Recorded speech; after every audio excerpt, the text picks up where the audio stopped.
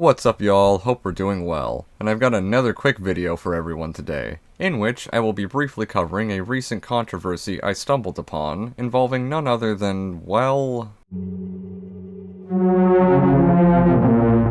Yeah, it's no secret on my Twitter that I seriously do not like Grummz and his constant grifting. To spare you all, and myself from going down the massive list of reasons as to why I absolutely despise him and the aforementioned grifting, I'd like to dive straight into explaining the situation and drama that Mr. Retard Grummz managed to create for himself. So, this all started a few days ago when Grummz shared an alleged non-disclosure agreement issued by EA/BioWare for Dragon Age Veilguard in regards to people like Mr. Matty Plays and Colin Moriarty, the latter of which I know far less about, but it is to my understanding that the former, Mr. Matty Plays, was actually the one behind recently leaked gameplay footage for Dragon Age the Veilguard. Now to start with, this supposed NDA shared by Grummz already has a couple red flags within it. At first glance, you can even see the Word document's cursor, or insertion point if you want to get technical, up in the top left corner. That should immediately make anyone viewing this seriously very suspicious of the document's validity. But after actually taking a look into the contents of this supposed NDA, you'll quickly come to see just how absolutely ridiculous the entire thing reads from top to bottom. We wish to communicate through this product that people in the age group of 25 to 34 know that this will be a formal return to the expected output of EA BioWare as it was once known as BioWare Core. The recipient of this review program will agree to mention that Dragon Age the Veilguard sees a quote return to form at BioWare. EA is an equal opportunity employer who takes the values of its diverse employee base seriously. You also therefore agree not to instigate, berate, suggest, or mention that this game contains the following: male to female transgender characters, surgical scars, woke content, homoeroticism, racial positivity, and DEI compliant features. We suggest you refrain from comparisons to games which in no functional practice had anything to do with the production of Dragon Age the Veilguard. This includes comparisons to 2018's PlayStation 4 title God of War, or its sequels or spin-offs. EA or EA BioWare did not borrow features from titles not produced by the Dragon Age the Veilguard team, and to suggest that we would will be considered a breach of trust of the parties, and we can be required to legally examine the validity of any claim of this format. Refrain from personal attacks against members of the EA or BioWare team. We advise you to follow our dictionary of blacklisted, which includes transphobic slurs, misgendering of one's pronouns assigned by truth of choice, or any mentions of anti-white or feminist sentiment. Intersectionality has been added to this dictionary as of 2024, and should also not be part of the review. Now what really got me out of that entire read is that we're supposed to believe the self-referential rhetoric of woke and DEI compliant content. So if you really just take a step back and look at it proper, the whole segment basically says you cannot berate transgender characters, surgical scars, woke content, homoeroticism, racial positivity, and DEI compliant features. And if that doesn't scream absolutely fake and made up specifically either as a joke, or more likely as a grift, given that Grummz was the one behind spreading this, well then I don't know what else does. So obviously, it did not take others very long to come to the same conclusion either upon discovery of this, which is where Grummz, after falsely spreading the narrative in his original tweet that this isn't a conspiracy, it was all true, immediately does a 180 and starts demanding his audience to research the validity of the alleged NDA for him. You know, after spreading it around and claiming it was true, and painting a false narrative full of misinformation based off of an already incredibly suspicious document. Yeah, that research. And side note, but I hope it's becoming very apparent now as to why I fucking hate this cretin. So not long after all this, seeing as the NDA in question was not only incredibly false and stupid to anyone with half a brain cell, but was also damning both Mr. Matty Plays and Colin Moriarty within its contents and completely throwing them under the bus, they both made their own statements on the matter within the following few hours to days afterwards. Not to mention, many other people were calling out Grummz Grumz and calling into question the validity of the entire document alongside him, which I know at least after Mr. Matty Plays made his own statement on the matter, disclaiming that it was in fact not the same NDA document that he was actually sent by EA BioWare, that Grumz had to backtrack on his original claims and run away with his tail between his legs. I posted this as a rumored leak, and it turns out it was false. Sometimes rumors don't pan out to be true. I'm leaving this up because it is already community noted, and I'm not trying to hide a mistake. Thanks to my followers who helped track this down, you guys deserve better vetted information, and I'll be doing that much more in the future. What's this, you fucking piece of shit? What's this?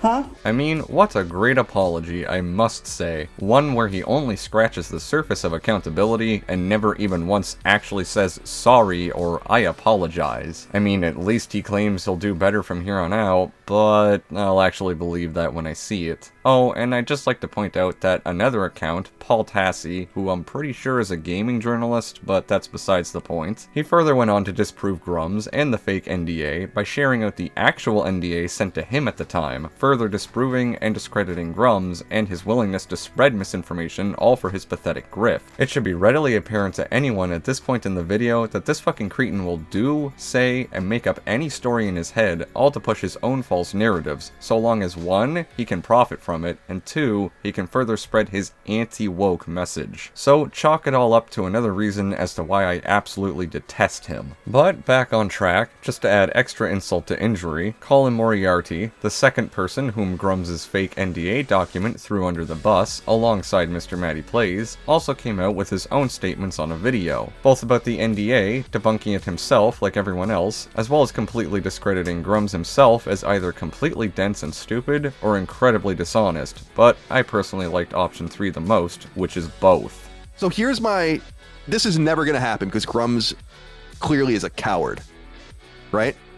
You have carte blanche to come on Sacred Symbols Plus, and I'll sit back and you can say whatever you want. And all I want to say, I just want to ask you questions, and that's it. I think you are a grifter.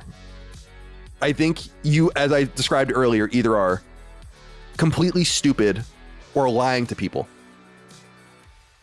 and you do not care what is true and what is not true. And when you recanted your post, you didn't even apologize to the people you tried to victimize and make look stupid. Anyone who believes you and thinks you are an arbiter of anything valuable or truthful or positive, man, you know, and I appreciate heterodox thinking. And long before you were doing your grifting act, I was actually writing pieces about the social issues in games, and was really one of the tips of the spear of that. Before you came and made everything about one thing and ruined the entire dialogue around games, or at least helped contribute to the ruining of it. Because you are so shallow and so ignorant that you can't separate anything from anything else. And instead of focusing on specific targets and very specific things that are real and actionable, anything that happens must fall into your specific prism of view, and it must, you know, rationalize your thought processes. You're a clown. You want to come on Sacred Symbols Plus with that, knowing that that's the way I feel about you, more power to you. But you won't. You would never come on a show like this. And I know that. And I know that you know why that is. Because nothing you ever say will ever stand up to even a little scrutiny. And there are so many better, more interesting, more dynamic, more intelligent people that can argue the things that actually need to be argued about, the 10% or so of what you say, and leave out the other 90% that drowns it all like an anchor around its fucking neck. Leave my name, Maddie's name, and Last Day Media out of your mouth. Thank you. I don't think I could have put it into any better words myself, or said it more succinctly. And on top of Grumz' terrible grifting act, which I personally believe it all to be a farce for profit and fame, these are the exact reasons why I never liked, trusted, followed, or even most of the time agreed with Grumz. Because paraphrasing what Colin Moriarty himself said, only about 10% of what Grumz says applies very, very broadly to the actual social discussions surrounding gaming, which all of it gets wrapped up, muddied, and very clouded diverted into the other 90% of his annoying grift, which does nothing but more harm to the rest of the discussion. He claims to actively seek to make gaming better, but his actions actively harm the industry as a whole, especially when spreading misinformation like I've thoroughly disclosed within this video. And to really reach some finality with my point about Grummz, let's momentarily disregard the fake NDA and all the clowning I just covered, and simply take a broader look at Grummz himself. As Moriarty said, anything that happens must fall into Grummz' specific viewpoints and must rationalize his thought process as confirmation bias. And that is where he begins and ends with his entire grift, and how incredibly shallow his message of trying to save gaming really is. It only ends up doing more harm to the industry. Now, all of this isn't just to repeat my own point by wording it differently, because when you look at all that context broadly, and view how Grummz operates in the grander scale, all of his fame, all of his money, and all of his messaging, following, and the entire point of his existence within the discussion completely fades away without the quote-unquote wokeness he criticizes. He contributes nothing, and falls flat on his face without the quote anti-woke rhetoric and without his DEI grifting. The profits he gets from all of it completely disappears. Grummz does not want to save gaming by spreading his message, he wants to profit by finding issues where there are none and manufacturing controversy. Without it, and without his anti-woke rhetoric, he couldn't ever profit from it. If he were actually trying to save gaming with his quote message, then not only would he pick more specific analytical targets, as Colin Moriarty described, but he might also have something to show for the very video game that he's been scamming people's money to crowdfund for him. This is how he's profited over the last several years, so instead, he ignores any criticism about his own game, and spends 99% of his time on Twitter manufacturing vapid issues and controversies that only harm the industry just to line his pockets as he goes and stay relevant. Ladies and gentlemen, this is not a man who ever wants to quote-unquote save gaming. This is just a parasite that only wishes to leech off the industry for as long as he can and continue this shallow engagement farming. That is why I'm happy to say I have never followed him or ever took him seriously, and why you probably shouldn't either. So, with all of that being said, I'm gonna leave the video off here, guys. I never thought I'd really have to cover Grummz due to how obvious all of this has been to me, and his intentions only ever being about money, but alas, I don't want to see any more of this parasite and wanted to spread awareness about him. So, big ups for watching the video as always, guys. And you know, don't forget to subscribe for some more quality therapy, and I'll catch y'all in the next video.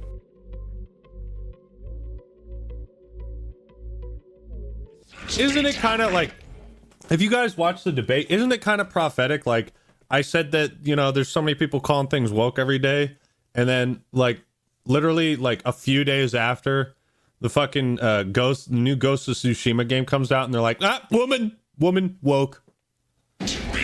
I'm telling you, man, it happens with every game, and I'm, like, so sick of it infecting.